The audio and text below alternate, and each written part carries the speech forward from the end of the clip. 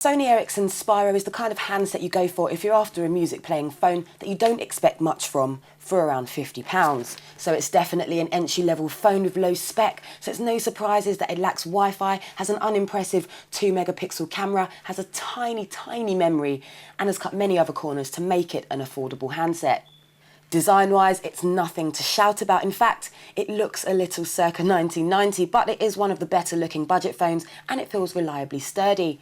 And the sliding alphanumeric keyboard reveals large tactile buttons, which is all very old school, but it's comfortable to use, but still prone to the odd accidental button press. Now there's also the standard Sony Ericsson D-pad and button setup, clearly designed with music playback in mind, which again is comfortable to use, but because the phone is so small, the buttons can feel a bit cramped at times, especially if you have big hands. Now, unlike the equally tiny X10 Mini and Mini Pro, which both run on Android, the Spiro uses Sony Ericsson's proprietary operating software, so it will be familiar to anyone who has used a Sony Ericsson handset in the past. But it's the Spiro's musical talents that really make it shine.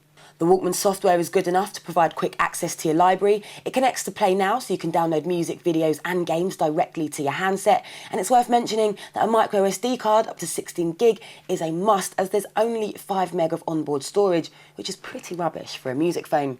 And there's also Sony Ericsson's Track ID for identifying songs. Now the headphones that come in the box are pretty poor, so the wise inclusion of a 3.5mm jack as opposed to a proprietary port means you can plug in a better pair and get the most out of its decent playback quality.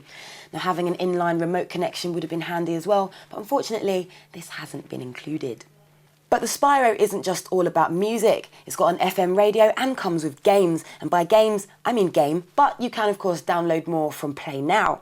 And then there's the web experience. Now with no 3G or Wi-Fi, a typical trait of budget handsets, needless to say, surfing the web will test your patience just a bit, and the small screen really doesn't help things along, and it's all just a bit too clunky.